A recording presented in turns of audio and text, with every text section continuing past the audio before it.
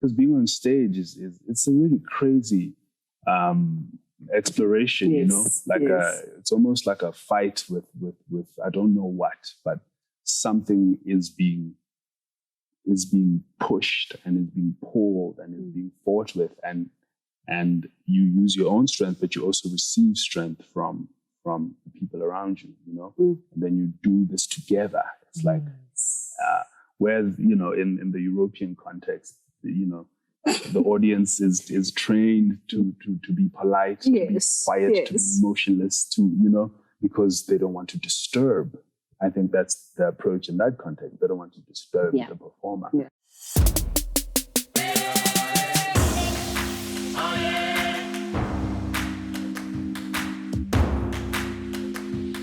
Hi everyone, my name is Emmah Mabye, your host of the amazing, spectacular Fool. Today we have a man who needs absolutely no introduction. And by the end of the segment, you will know who I'm talking about. I remember sometime in COVID lockdown, there was a poster I saw on social media that had this man's silhouette. Not his name on the poster, just a silhouette. And people already knew who this poet was. Now, if his name does happen to be on a poster, you know that the show is going to be a fiery one. He sets the bar, he is the bar. And if there was to be a Poetry Hall of Fame, there would be one. But then there's also the poetry gods, which for me, I think he just easily falls into the latter category. But let me first find out if he thinks he is a poetry god himself. Hello, Modise Sekgothe. Hey, Emmah. How good on you? Good. So do you think you are a poetry god? I do not. I would not dare think or communicate that to anyone. Why?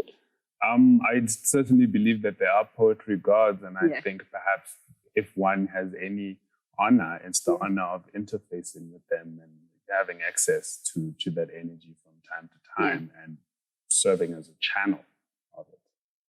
Well, I'm very glad to be interfacing with a god today. But before we delve into the poetry aspect of things, let's look at this poem that you just did, The Coming Leaving. Yeah. Why this poem? So of the poetry around love and relationships that I have, I'm interested in this one because, you know, it's in the past, it's either been the more positive ones that are about celebrating the love and the beauty.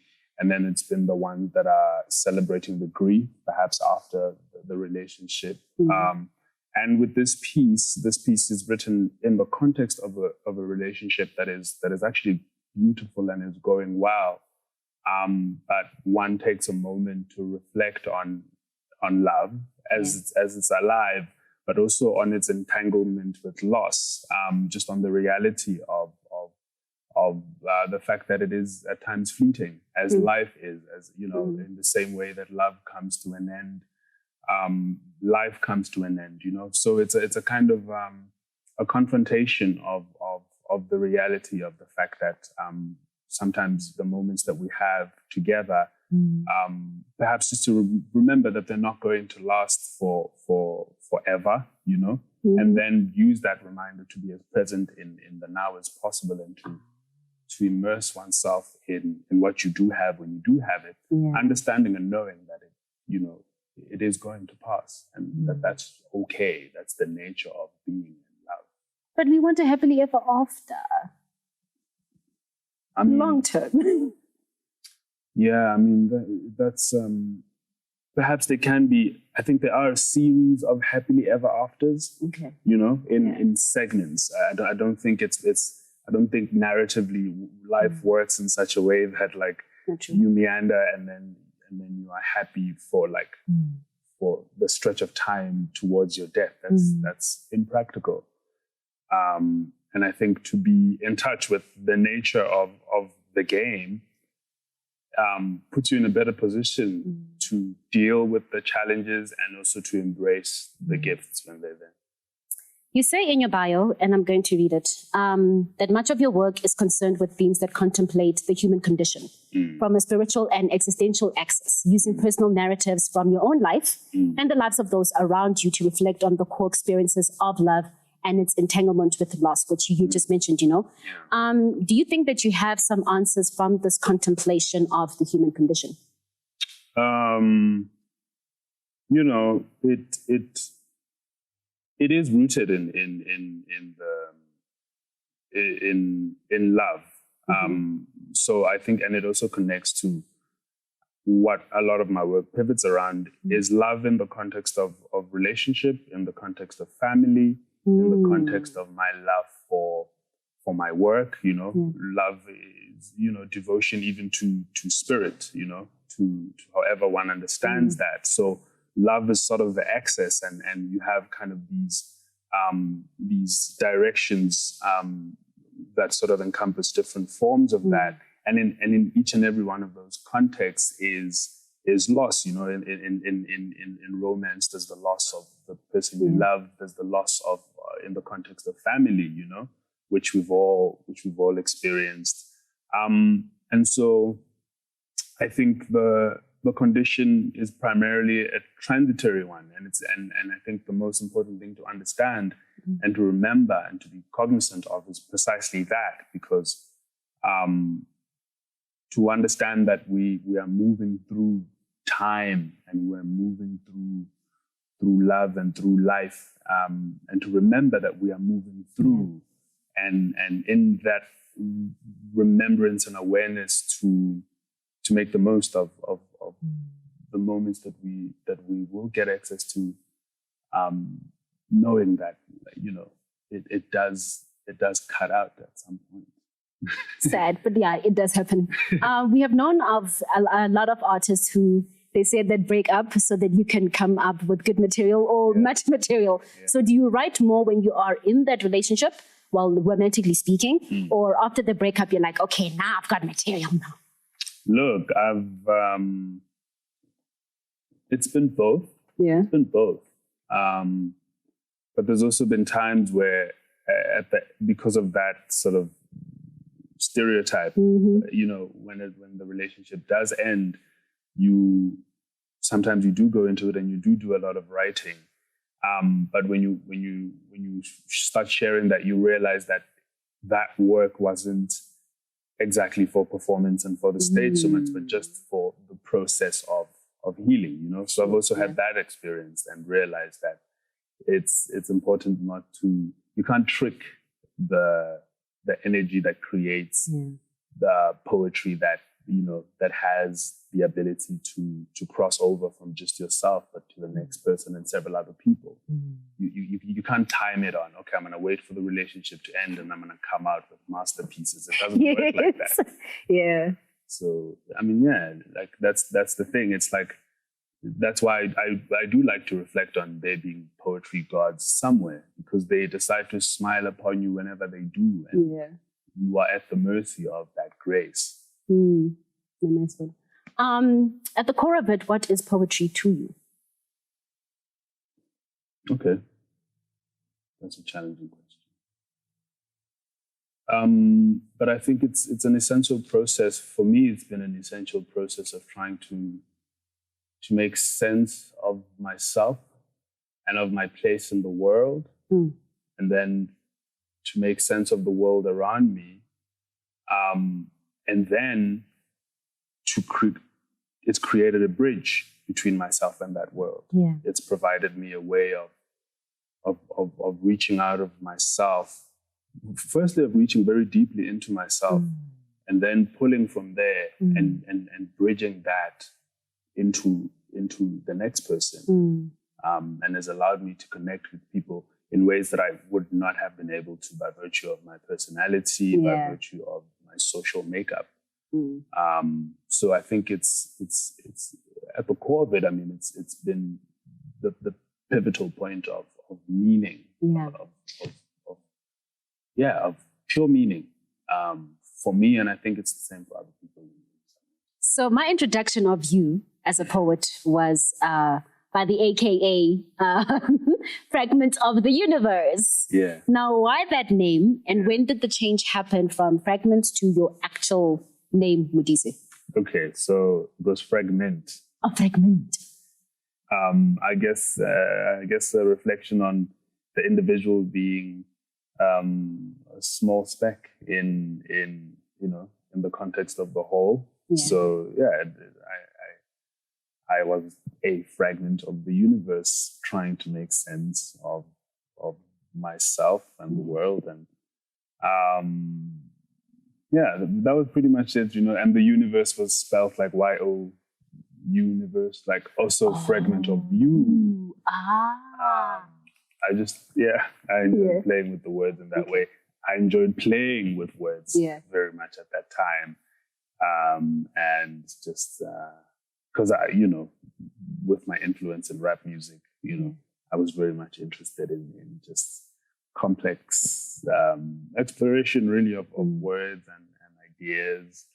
And then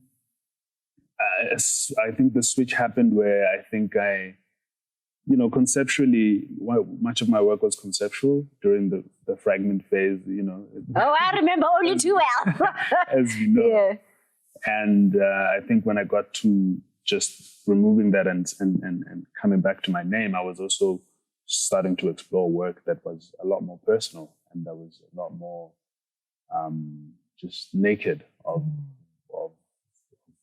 there were concepts, but it was true. It's as true as I could and as honest as I could master. And so that's where that sat. And also I was also starting to kind of do other things, explore in different ways, in the theater and what it was more than just poetry at the time. So I also wanted my name to kind of to not be split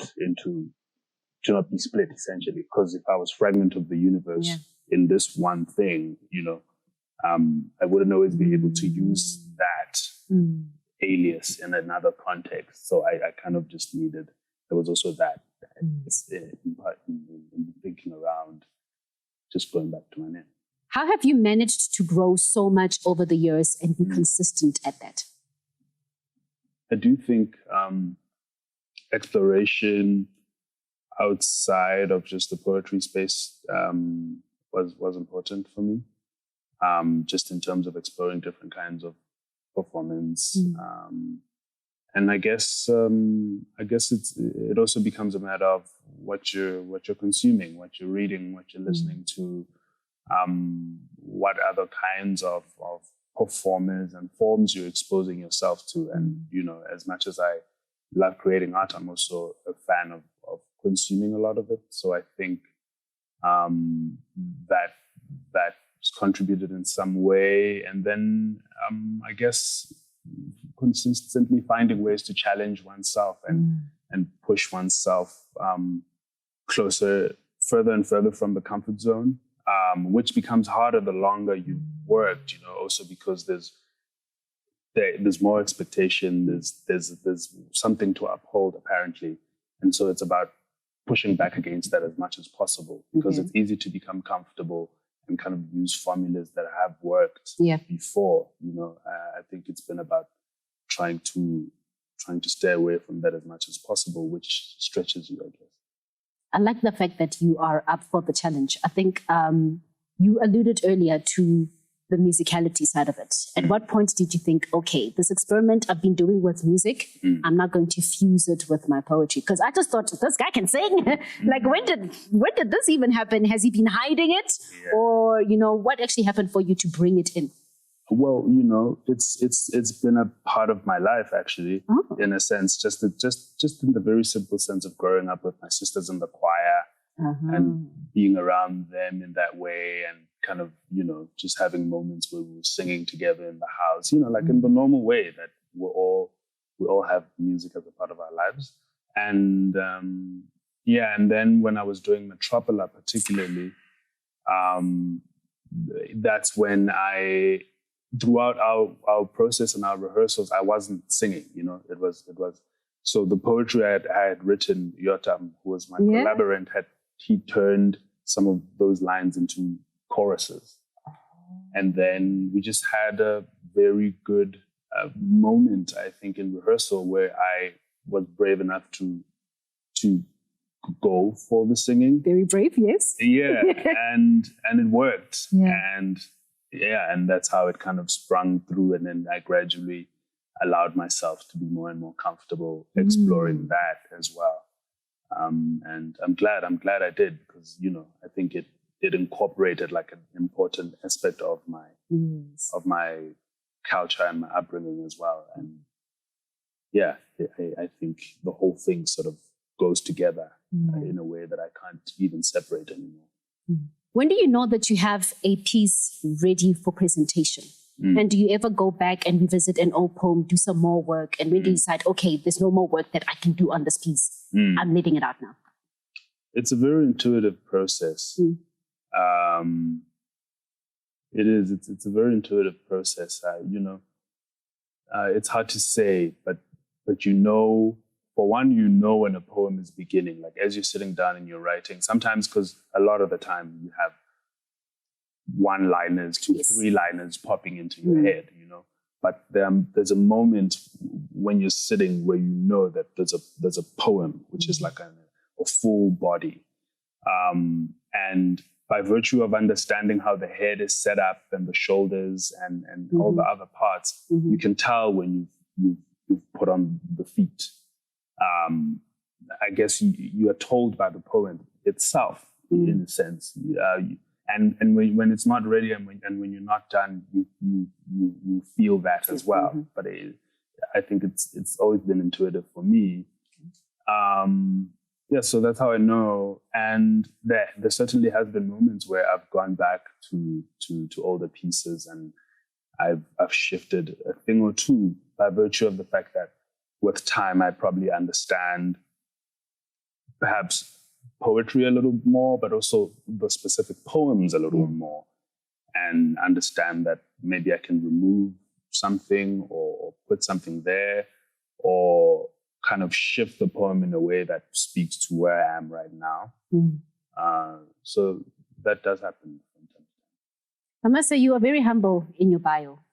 And I'm like, this man does not make enough mention of some of the awards and the accolades that he has gotten over the years. I think at one time you won, was it Perfect Showcase or Perfect Poem? Must have been both. Both. Yeah. So having been a recipient of a Perfect Poem Award, what makes for a good poem for you? And it's something to think about, because people sometimes say, there's no such thing as a good poem, as long as it's true or whatever, But I think what you're doing when you're writing a poem, well, you can do different kinds of things, but you're trying to communicate something. You're trying to relay something, perhaps introspectively, or you're trying to make sense of something, but you're transferring energy and message and meaning. And I think a good poem is a poem that does that. It's a poem that speaks. It's a poem that actually, it when it reaches you and you sat with it shifts you and it moves you or it infuriates, or it does, it when it finds you, it just changes something, and it would only also do that when it will have done the same to the writer. So it must be something that transforms you, even just a little bit, as you are in the process of filtering it and bringing it out, and then it would do the same to the next person. I'd love to see just when you are writing these poems, because you, for me, are one of two poets whose poems I could listen to repeatedly in the same week and feel like I'm hearing them for the very first time. And I could cry listening to the same poem for I don't know how many times, because exactly what you're doing is really felt through your work. So well done on that. I'm going to go back to hammering you on your bio. You don't mention the countries you've been to. And I'm just sitting there, I'm like, this man is an internationally acclaimed poet, okay? And also, like on Buwa, we only invite, poets of an international caliber, right? So just looking at this year alone, you were in Poland. Yeah. You were in Sweden. Yeah. Then you did Poetry Africa. And then there was like Morale Festival. And I'm like, where have you not performed this year, man? Where have you not been? But Sweden, how was Sweden for you? Sweden was crazy. We were part of the Gothenburg Book Fair. Yeah.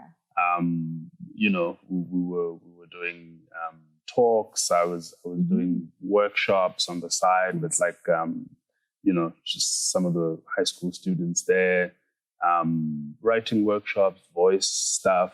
And then I did a really cool collaboration with a choir, with the Swedish choir, that so they basically took, Dipuko Tsadipoko, and the conductor wrote, put it into notation, and they learned my music. What?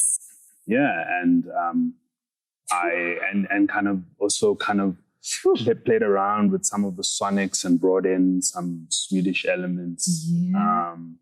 And we got to put that in on a stage and see what happens, and it was pretty crazy. What's pretty crazy look like? But I can imagine. No, actually, I can't imagine. Actually, wow. Yeah. Nice. Yeah, it was a wild one. Wow. And I mean, it was shot. I'm hoping it will be possible to share it soon. So we were in Gothenburg, and then we were in Stockholm, kind of engaging with different kinds of spaces and people. And what was crazy is that I had done a piece in collaboration with Matthias Rui Tegel, if I'm pronouncing his name right, because I pretty much I had to write a poem about Gothenburg, and I had never been to Sweden, last year around November. Okay. So there was a Swedish poet writing about Joburg and a Joburger writing about Gothenburg. Who's never been there before. Yeah, which required copious amounts of research, of course, and kind of just trying to understand the essence. Because to write about a place or a people is to understand the essence. You're trying to find the element. And so that's what the challenge was. And it was interesting. I got to then be in the space and share that piece, and also kind of have some of the people there say, there's some things you touch on in the piece that I didn't know about, because it's not like you're in your city knowing every historical fact or whatever, So it was interesting to also go to the space that I had to do so much research on, and then sort of experience how the work sits there, and then experience the city itself, and make sense of that. So it was cool. And then bringing it back home, you did Poetry Africa. Was that your first time? It was. And how was that? We wait for years. I just have to tell people, some of us have waited for over a decade to be on a Poetry Africa stage. Yeah. How long did you have to wait for? Probably that long. And then when you finally get there, probably, damn, it's about time. It definitely felt long overdue. Okay. Very meaningful, very, very meaningful. Also the aspect of it where you're doing all these outreaches, so you're not just performing it, you're also going into communities, you're meeting, young people. I was doing this workshop at Greenwood, I think it's called Greenwood, Boys High School, whatever, and they just kind of said, okay, there's going to be this particular poet in this workshop and whatever, and anyone who's interested can come through, and to have 30 of these boys that are in between grade 10 and I think grade 9 and 11, want to come to a poetry workshop, and engage and listen and write and share their own sort of thoughts and perspectives. That was quite meaningful. And just having time on that stage and having my place in that and using my story to galvanize space and time and touch people in the ways that I hope in the ways I hope to, to have it happen there at that time in the Poetry Africa space particularly meant a great deal. What has been your biggest lesson or highlight from performing internationally versus locally? I was interested in the differences between the audiences back home and in comparison. South African audiences are very involved. They're very much pour out so much of their energy towards the performer And I think that, like a spirit bomb, I don't know if you're familiar with Dragon Ball Z, but there's something called a spirit bomb, which is like Goku essentially like gathers energy from all the plants and the trees and everything around the world, all the energy around the world. And that gives him like the strength to fight in whatever huge challenge he has. And I think that's almost like the dynamic, in a sense, because being on stage it's a really crazy exploration, it's almost like a fight with I don't know what, but something is being pushed and is being pulled and is being fought with, and you use your own strength, but you also receive strength from the people around you, and then you do this together. It's like, whereas, in the European context, the audience is trained to be polite, to be quiet, to be motionless, because they don't want to disturb. I think that's the approach in that context. They don't want to disturb the performer. Yeah. But that actually kind of becomes counterintuitive because, that energy, when you're used to this kind of energy, you feel like you need. And it's also crazy because then in all of that dead quiet you get in the audience, afterwards they come to you and then, in tears or whatever. And you're like, what are you talking about? Yeah. So, that was the most interesting experience. And then figuring out how to work in these two different spaces. I'd like you to please field some questions which we got from social media, being the famous person that you are. Great. Abiso Vili says, when are we getting the cake poem? The cake poem. I don't know if I should be asking what this is about, but when are we getting it? I could tell you what it's about. I'm a big fan of cake. I'm always talking about cake. I'm always posting about cake. I'm always posting videos. I believe very much in cake. And I believe that cake is a very pivotal part of our lives, and everyone should have a cake in their fridge all the time. All right. Like, when times are bad and there's like a bottle of water and an onion, there should also be cake, I think, as a standard. Yeah. So, and it's only fair that I should do an ode to this beautiful dessert. Nice one. And last one from him. How does your humanity begin to express itself at the intersection of word and song, poetry and music? How does it begin? How does it begin? Also, the poetry and song have always been inseparable, I think, for me, and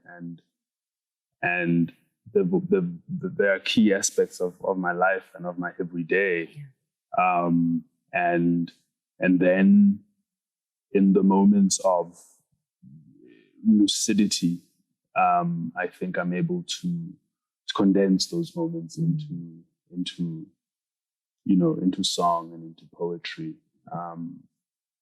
I don't know how it does happen. I just think it's this, it's like, it's what I'm meant to do. It's the same way an apple tree is meant to apple. Yeah. It's meant to apple. Yeah. Peaceful Rakoma says, where does he buy his hats? Well, if you want like to find the mecca of epic classical hats in Johannesburg, there's a place called Hat City. It's in Newtown roundabout. You won't miss it. It's like a huge, like almost like factory industrial store. Hat City. Now Peaceful. Sello Makgotho says, what centers you when the world makes too much noise and you need to go back to yourself? It's music, it's literature, and it's meditation. It's just finding moments of stillness, sometimes silence, sometimes song, and I just reminders to be present, reminders that, there's, Maktub says, it translates as it is written.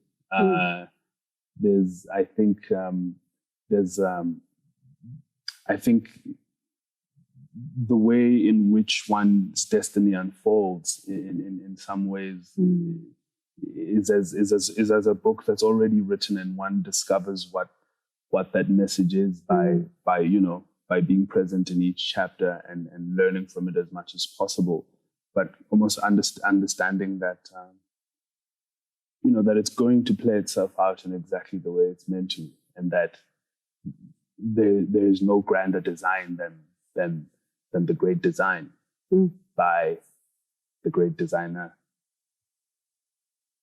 Okay. Lastly, Letu Ngwanyana. Firstly, a rhetorical question. Do you understand that you are one of the greatest poets to ever walk this planet? It's great that it's rhetorical. Well, considering how we began, right? And he asks, when you're just chilling, do you ever think of normal stuff like a normal human, or do you think poetically? What goes on in your mind? When I'm just chilling, I think about cake. Okay, that's normal. Okay, you know yes. What I mean? But yeah, I mean, I think in my everyday, it's a whole host and a whole trip into the profound, if there's cause for it, but also just ridiculousness. I think when I'm in my private space with my people, my friends, and whatever, it's like it is with everyone else in their own private spaces. Sometimes we don't know what poetry got to discuss amongst themselves. We're not sure. But of your projects to date, I think if I consider Merami, Metropola, Dibogo, Jadibogo, which is your favorite one? You don't have to say why. That's which is your favorite one. It's like your favorite child. I think it's Metropola, but there's been times where I think they've competed. I think Dibogo and Metropola could compete. But it has to be Metropola also because I was listening to, we were recording it 2 weeks ago. I was listening to the recordings on my way here. Okay. So it's very present in my headspace, and I've been thinking and reflecting on it a lot. It's also kind of crazy because we did this about 7 years ago, and we've recorded and mixed and mastered it I think 4 times over the years, not being happy with what we had. And my hope is that this one is it. We've been happy. What are you talking about? But, that is, your prerogative. It's fine. Of all that you have achieved, what do you still want to achieve within poetry? Well, I think the core of it, it is ambitious, but I do want to create work that exists far beyond me. And reaches into several generations, out. And it is ambitious and it is crazy to say that, but that is what I pray for. I do pray to have started, or at least to, even if I start later when I'm 60, but to get to a point where I'm creating work that can reach that much further into time and space and hopefully transform people's moments sometimes, or lives, or just bring light in some way, and to do so while I'm here now, but hopefully that light projects into time. You are well on your journey. You've started that very well. So I wish you all the best in that regard. Thank you so much for being with us today.